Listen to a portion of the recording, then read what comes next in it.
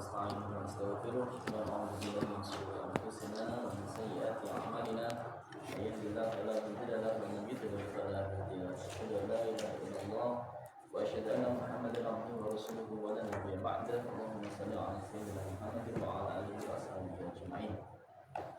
قال الله تعالى في كتابه الكريم أعوذ بالله من الشيطان الرجيم قالوا يا أبانا استغفر لنا ذنوبنا إنا كنا خاطئين قال سوف أستغفر لكم ربي إنه هو الغفور الرحيم.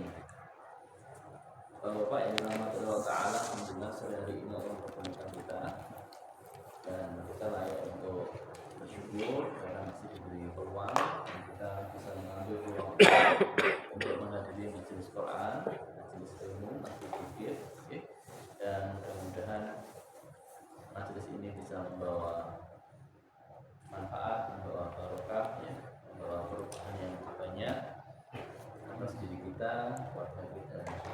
Amin. Coba kita tadabburi, ada ayat masih dalam surah Yusuf. Ini mungkin minggu depan sudah selesai ya. Ini akhir surah Yusuf. Setelah itu surah Ar-Ra'd, surat yang ke-13. Nah, kemarin sudah kita kisahkan dua atau tiga pertemuan sebelumnya tentang kisah Nabi Yusuf ya, mulai seperti mengembala bersama saudaranya, dimasukkan ke dalam sumur, kemudian diangkat oleh saudagar, kafilah dagang, kemudian dijual kepada Al-Aziz ya, di Mesir. Setelah itu kemudian masuk istana, ya, kemudian digoda ya. Terakhir kita membahas tentang takwil mimpi. Takwil mimpi 7 sapi betina ya, yang gemuk-gemuk dimakan 7 sapi kurus. Nah, sudah kita bahas. Nah, di akhir kisahnya adalah saudara-saudaranya Yusuf yang dulu itu ingin membunuh, ya, ingin menyingkirkan karena iri, karena bapaknya itu Yakub itu apa itu Pak? Pilih kasih, sangat mencintai, sangat menyayangi Yusuf daripada saudaranya, sehingga saudaranya ingin membunuh atau menyingkirkan Yusuf. Singkat cerita, ketika Yusuf jadi menteri, para saudara-saudaranya ini menghadap kepada Al-Aziz, kepada penguasa saat itu, supaya apa diterima oleh Yusuf, karena Yusuf sudah menjadi penggede, menjadi pejabat, sehingga kalau diterima maka pasti akan mendapatkan kehidupan yang lebih baik. Dan betul saat itu argumentasi atau alasan kenapa saudara-saudaranya Yusuf ini menghadap kepada Al-Aziz adalah karena kehidupannya yang telantar, sehingga seolah ingin minta perlindungan, minta supaya mendapatkan kesempatan. Kemudian sang raja bertanya kepada Yusuf, apakah itu saudaramu?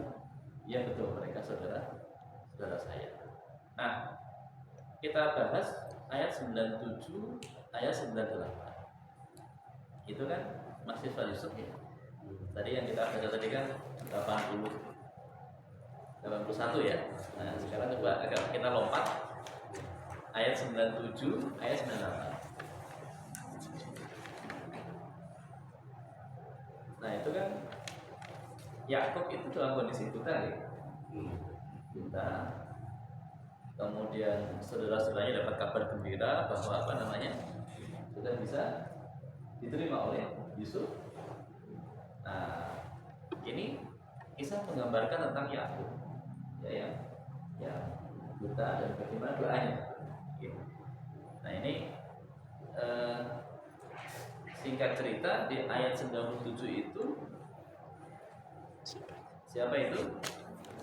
Para saudaranya Yusuf, namanya Yakub itu berdoa. Doanya begini.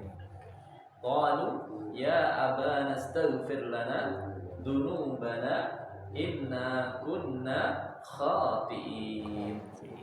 Qalu ya, mereka berkata ya abana. Di sini ada dhamir nahnu. Nah itu. Kalau abi itu bapak saya, ya. Kalau abana bapak kami. Kalau bapak kamu abuka ya. Kamu laki-laki, kalau kamu perempuan abuki ya. Ya abana, wahai ayah kami. Okay. ya abana astaghfir ayat lana. ini napa Ampunilah kami. Ya. Jadi apa? Minta maaf ini. Mohonlah. Tapi ini istighfar ya. Jadi minta ampun kepada Allah. Jadi mereka minta kepada Yakub untuk memohonkan ampun kepada Allah. Mohonkan ampunan lana itu untuk kami, dzunubana ya, atas dosa-dosa kami. Inna sesungguhnya kunna khatiin, sesungguhnya kami adalah orang-orang yang berbuat salah atau berdosa. Nah kemudian apakah mau Yakub untuk mendoakan mereka? Kita lihat ayat 98. Qala, yang berkata siapa? Yakub ya. Berkata Yakub, saufa astaghfiru lakum rabbi. Aku akan memohonkan astaghfiru lakum ya, ampunan lakum bagimu rabbi, kepada Tuhanku. Tuhannya Yakub. Innahu sesungguhnya dia Allah ya. Dia adalah Ghafur Rahim, Maha Pengampun lagi Maha Penyayang. Nah ini kan kisah adik-adiknya saudara-saudaranya Yusuf merasa bersalah sehingga meminta kepada Yakub untuk didoakan, dimohonkan ampun kepada Allah Subhanahu wa taala atas dosa dan kesalahannya. Nah, dalam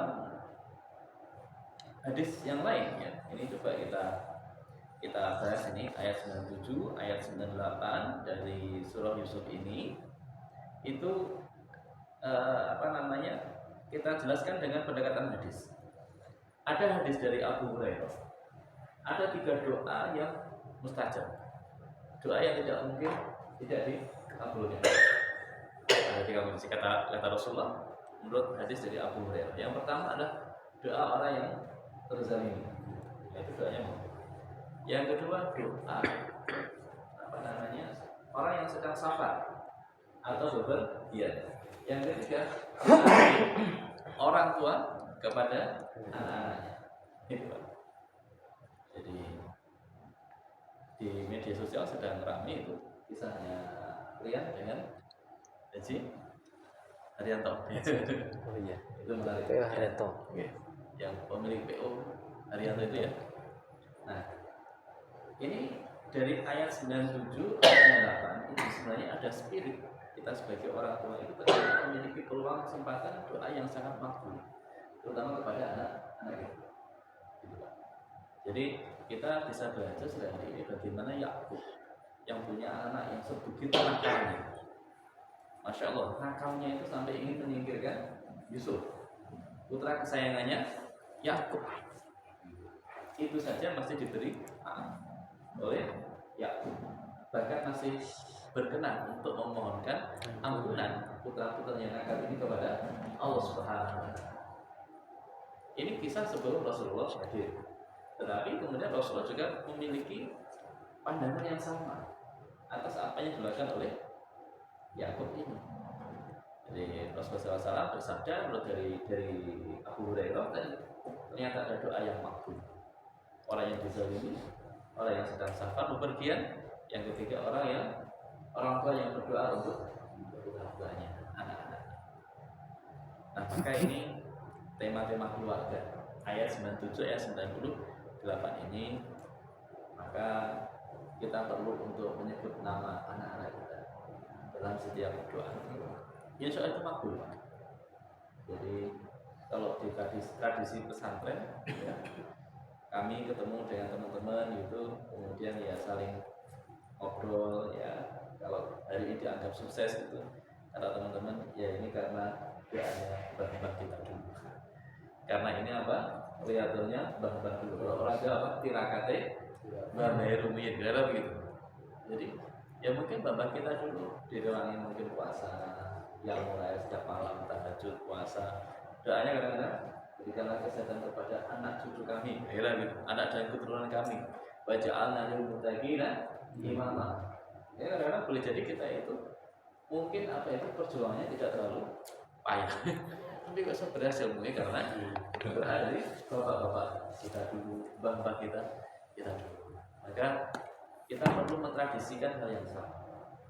Jadi kita perlu mendoakan anak-anak kita sebut nama mereka, fulan, fulana, ya kita mohonkan ampun mereka, kemudian kita mohonkan supaya apa yang mereka inginkan terkabul ya. Termasuk juga ada yang menarik, satu orang itu bisa memberikan syafaat di akhir itu. Siapa mereka? Yaitu ahlul Quran. Jadi, mungkin kita perlu menjadikan satu di antara keluarga kita, keturunan kita itu menjadi seorang ahlul Quran, meskipun hanya satu. Kalau semuanya kan berat nih. Satu itu, insya Allah meskipun satu orang dia akan bisa memberikan syafaat kepada sekeluarga. Jadi ini sungguh apa yang kita bicarakan perkara yang berat, karena perkara yang berkaitan dengan masa depan setelah alam hidup di dunia. Wah, kayaknya apa mungkin ya, karena kita orang tua punya putra putri, kita diberi tiket khusus doa yang makbul. Cuma kan dengan cara kita berdoa gitu. Kadang-kadang aku mikir anak ini pola wis ngeluh lupa untuk berdoa. Nah, kita doa. Kita sebut namanya. Mungkin kalau kita punya keinginan jadikan dia sebagai ahlul Quran misalnya, ya kita mohonkan. Maka insya Allah itu makbul dan Allah akan memberikan kemudahan. Nah, barangkali itu Bapak, ayat 97, ayat 98 kita bisa belajar dari kisahnya Yakub dan putra-putranya, ya, dan bagaimana Yakub ini legowo gitu, jadi menerima ya permohonan maaf dan bahkan berkenan untuk mendoakan, sehingga saya dapat ya nasihat dari guru-guru itu, kalau kita jadi pengajar, ya, apakah guru apakah dosen, yang kita ajarkan bukan ilmu ya, tetapi mengajarkan adab, mengajarkan akhlak. Kalau ilmu anak-anak itu bisa pintar sendiri dari apa? Ya, dari teknologi, internet ya. Tapi kalau adab, akhlak ya, keimanan gitu ya, tidak mereka dapatkan selain kita mengajarkan. Begitu juga anak kita, sehingga kita yang kebetulan jadi kepala rumah tangga masih ingat ayat yang mengatakan ya ayyuhalladzina amanu wa anfiqu nar wa qudun nasu wal hijarah. Jadi ini upaya cara kita untuk menjaga diri kita dan keluarga kita. Tanggung jawab kita sebagai seorang kepala rumah tangga, dan salah satu upayanya adalah dengan berdoa. Ya, sebagaimana doanya Yakub. Ini juga menegaskan kelasnya Nabi Yakub mau ngimpi anak boleh. Tidak bisa jadi sebagai dalil. Nabi itu anak yang boleh. Nabi Nuh pernah mau jalan. Bujurnya yang boleh. Nah, itu tidak dijadikan sebagai pembenar, tapi upayanya ya, upayanya. Nuh itu wis angkat tangan nggih sempun, Bos. Wis dikandani ra buku ya wis akhirnya tenggelam. Yakub ya ngoten ya.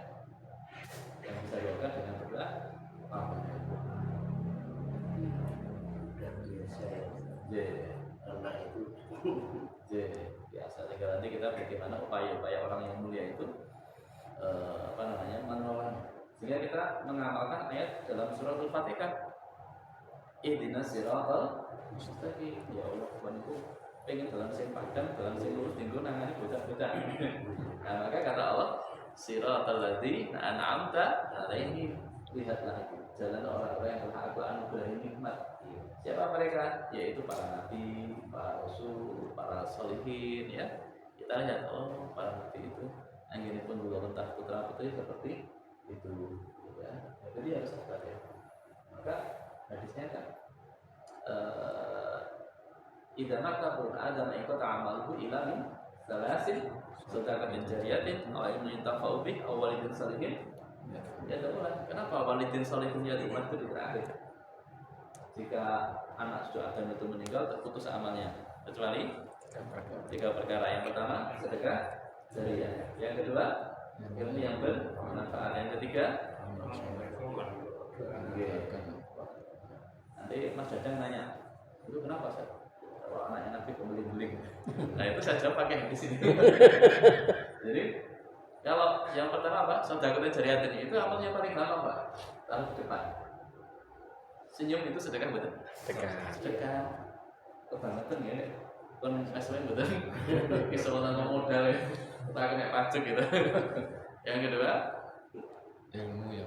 nah, yang pertama harta belum tentu punya ilmu. Tapi orang yang berilmu itu biasanya punya harta. Kenapa? Untuk terapi itu butuh harta. Itu rada abot sidik. Kalau yang pertama itu modal harta itu sudah bisa nyambung, kiriman pahalanya masih dapat. Yang kedua ilmu rada abot sidik. Minimal kita kesini keluar uang bensin, ya, dan lain sebagainya. Nah yang ketiga yang paling berat itu orang kaya, orang berilmu belum tentu punya putra. Nah maka yang terberat yang ketiga ini. Dan tidak semua orang punya putra. Walidin solihin, anak yang soleh, yang mulai yang mendoakan kedua orang tuanya. Jadi kayak ini sing perkara sing abot iki maksudnya. Jadi ya wajar lumrah nek putra putri Nabi kadang-kadang ini sing ora. Jadi kita tidak hanya mencontoh putra Rasulullah, putranya Nabi Ibrahim alaihissalam, tapi juga kita diberi fragmen-fragmen yang lain. Ini ngerti abot ya berarti memang harus membutuhkan effort yang lebih besar, menggunakan resources yang lebih besar, apalagi di zaman seperti ini. Nanti gimana tuh ya kepala sekolah besok. Mengatakan kurang 5 menit bu, nanti kalau ada yang didiskusikan kalau semua itu yang tiga Ustaz, Al-Quran itu apa yang harus hafal atau yang sering membaca terus belajar mengetahui. Ada hadis yang mengatakan ini hadis qudsi. Ali minan nas man hum ya Rasulullah. Jadi Allah itu punya keluarga dari kalangan manusia. Kemudian para sahabat bertanya, man hum ya Rasulullah, siapa mereka? Jawabannya Ahlul Quran. Dalam beberapa riwayat juga mengatakan bahwa Ahlul Quran itu nanti akan mendapatkan apa? Ya, penghargaan berupa mahkota yang sangat terang, ya, terangnya melebihi terangnya matahari, sehingga buat bangga kedua orang tuanya dari orang yang bertanya-tanya dulu di dunia amalnya apa, sebegitu istimewanya perlakuan Allah kepada dia. Nah, para ulama benar menyatakan bahwa yang disebut Ahlul Quran itu adalah orang yang semangat dalam berinteraksi dengan Al-Quran. Jadi tidak khusus yang hafal, tidak khusus.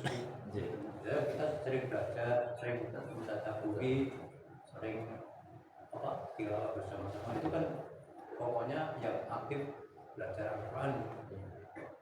Jadi kalau yang hafidhul Quran berarti kan jelas ya hafal Quran. Ya maksudnya hafal 30 juz, bukan juz 30. Jadi ada ini Pak, ada riwayat yang menarik. Ini untuk menegaskan bahwa Ahlul Quran ini Al-Quran itu orang yang bersemangat berinteraksi dengan Al-Quran, kata ulama, bukan kata saya ya. Ini dikeluarkan dengan hadis. Ada riwayat cukup masyhur itu. Ada orang yang ketika di mana di dunia ini kok bermandikan maksiat, bermandikan kembang, tujuh kembali tidak. Terus kulino langkoni bersalan. Tapi ketika di dunia dia hafal surah Tabarok, surah Al-Mulk. Tabarakalladzi biyadihi alladzi khalaqa yabluwakum ayyukum ahsanu amala. Ketika dihisab masuk neraka, gawe dosa. Tapi dia pernah hafal surah Al-Mulk. Itu yang protes Quran. Itu protes. Ya kenapa dia dimasukkan ke neraka? Dia pernah menghafal saya. Mustahil orang menghafal saya tidak mencintai saya. Gara-gara ini benar Allah menyelamatkan dari api. Jadi Quran itu memberikan syafaat. Sehingga populer banyak kalangan pesantren itu yang menghafalkan surah Al-Mulk. Al-Fatihah enggak? Itu hadisnya populer. Ya. Sehingga artinya kan tidak 30 juz. Nah, tapi kan bahasa saya ini bahasa sing rada nyenteng-nyenteng. Kalau nek ketemu ustaz sing hafal Quran itu beda lagi komentarnya. Maksudnya, surah tabarok saja sudah bisa melindungi kamu dari apalagi kalau kamu hafal 30 juz. Ini kan yang ngendikan Ustaz apa? Quran. Karena saya nggak hafal Quran ya saya ngendikan dulu. Gitu, jadi itu artinya apa? Artinya